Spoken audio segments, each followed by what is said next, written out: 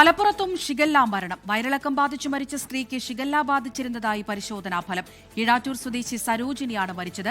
വയനാട്ടിൽ പോളിയോടിയിൽ 7 വിദ്യാർത്ഥികൾക്കും കോഴിക്കോട് പയ്യോളിയിൽ 3 വയസ്സുകാരനും ഷിഗല്ല സ്ഥിരീകരിച്ചു.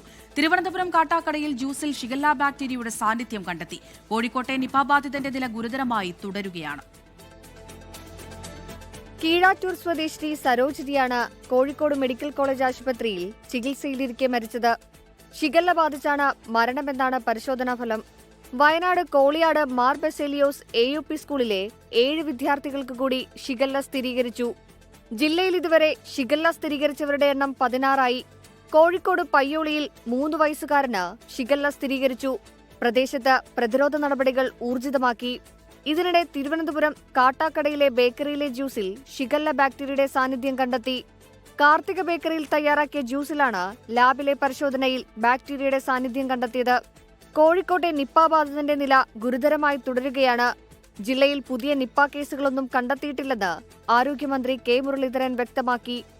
3 പേരെ കൂടി മെഡിക്കൽ കോളേജിൽ പ്രവേശിപ്പിച്ചു. പുതുതായി 10 പേർ കൂടിയാണ് നിപ്പ ബാധിതന്റെ സമ്പർക്ക പട്ടികയിലുള്ളത്.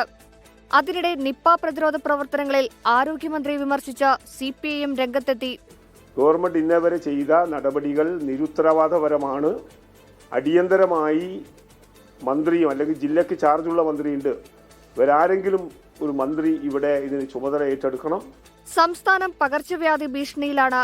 ഇന്നലെ 134 പേർക്ക് ഡെങ്കിപ്പനിയും 11 പേർക്ക് എലിപ്പനിയും 34 പേർക്ക് മഞ്ഞപ്പിത്തവും 108 പേർക്ക് ചിക്കൻ പോക്സും സ്ഥിരീകരിച്ചു. ഡെങ്കിപ്പനി, എലിപ്പനി, മഞ്ഞപ്പിത്തം, അമീബിക് മസ്തിഷ്ക ജ്വരം എന്നിവ ബാധിച്ച് 4 പേരാണ് ഇന്നലെ മരിച്ചത്. പകർച്ചവ്യാധി വ്യാപനം രൂക്ഷമാകുമ്പോഴും ആരോഗ്യവകുപ്പിന്റെ ഇടപെടൽ കാര്യക്ഷമമല്ലെന്ന ആക്ഷേപം ഉയരുന്നുണ്ട്. News desk 24.